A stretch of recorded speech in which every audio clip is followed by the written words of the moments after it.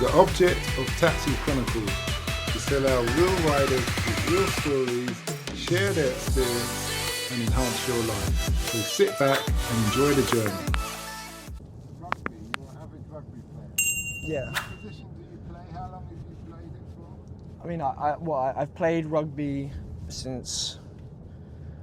So when I moved to my second primary school at year 3, I think it's 8. I think 8. Yeah. So and then went to a different school in a different town, and then it was lots of people at this school were playing for the local rugby club. So it was, it was an easy way to make friends and stuff like that. And so I joined. Private school? I did go to private school, yeah. Okay. But it was just really nice. I think the whole rugby club, the culture is incredible. There's a real sense of community and things like that amongst everyone. And it meant that, I go to a new town and I don't meet people just from my private school either. You go and you meet people who just, live in the whole town and around the whole area. And it meant that going forward, keeping playing for them until I was 18 and went away to different city for university. It meant that rather than, you make friends that are just at your school, I had friends that were at loads of different schools, every different school in the county, because, when we were younger, we played at the same rugby club, and then people spread out, everyone's from different backgrounds and stuff. And I think it's so beneficial, whether it's playing for a rugby club or a football club or something like that. I think that, if I have children, that's one thing I will be trying to really get them to do. I think it's been a real benefit in terms of social skills. What position do you play? So I used to play winger when I was younger, and then I've been playing fly half or scrum half the last few years. But so that means when there's a scrum, you're in, you get in the scrum. oh no, I put the ball in. I stand on the outside. Okay. Perfect. Yesterday it was a lovely one. It was like freezing cold. Like I said earlier, you're not the biggest guy. No. Yeah. Okay. It's good fun though. I get to be everywhere, but not actually have to do that much work. I think, yeah. What did you learn about rugby that you wish you knew when you started? I'd say, if I was to give advice to people, I think that, like say, I'm not a big guy, and I think that it almost works for life. It doesn't size doesn't matter. You just kind of, if you commit to something and just get good at skills, you can do better than someone who on paper should be better at you at a sport or life. Like, don't worry about the other person.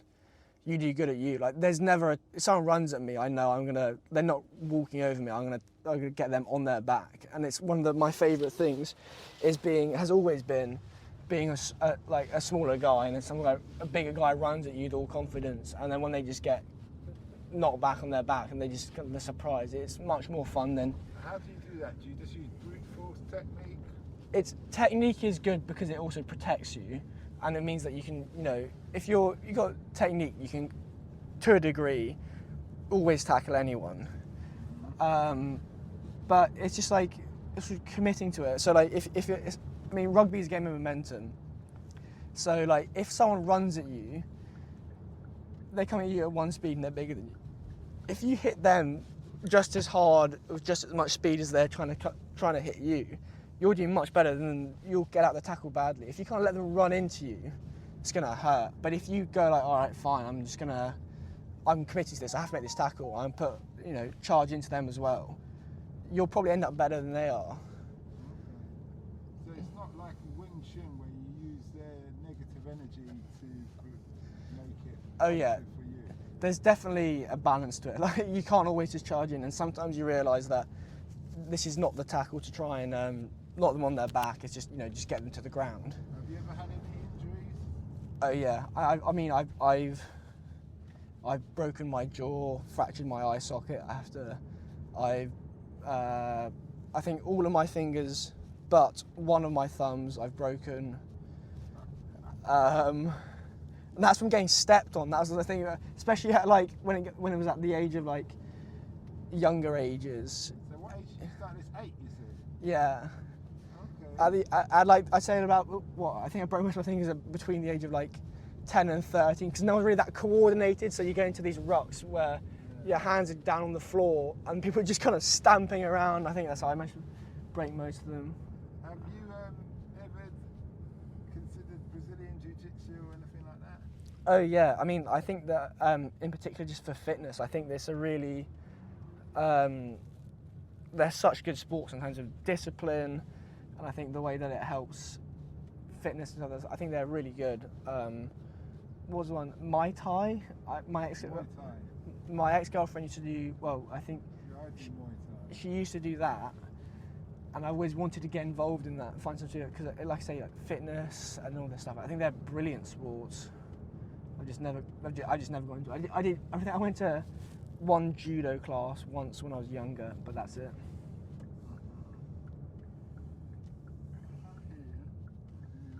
Okay, that's really interesting. It's like boxing. Boxing is another one that I want to get into, but that more from the fitness aspect. You know, I think it's good for your body and all of that stuff. But I don't know if I'd want to fight anyone. Well, we've been very interesting talking to you. Yeah. I believe we've learnt a lot.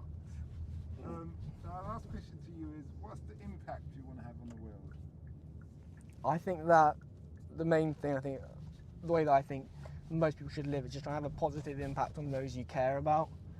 Because if you try and look for things beyond that, you're kind of missing the point of what I see life is. You know, you're the only person you're the centre of your own life. Why try and worry about so many ridiculous things that go on in the world? Just, you know, have a life that you think when you're coming to the end of it, you can look back on and be happy with. And I think for me, that is, I want my friends and people I care about to look back and remember me and feel happy.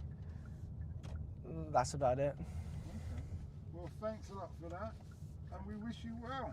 Thank you, I've really enjoyed it. We hope that episode enhanced your life.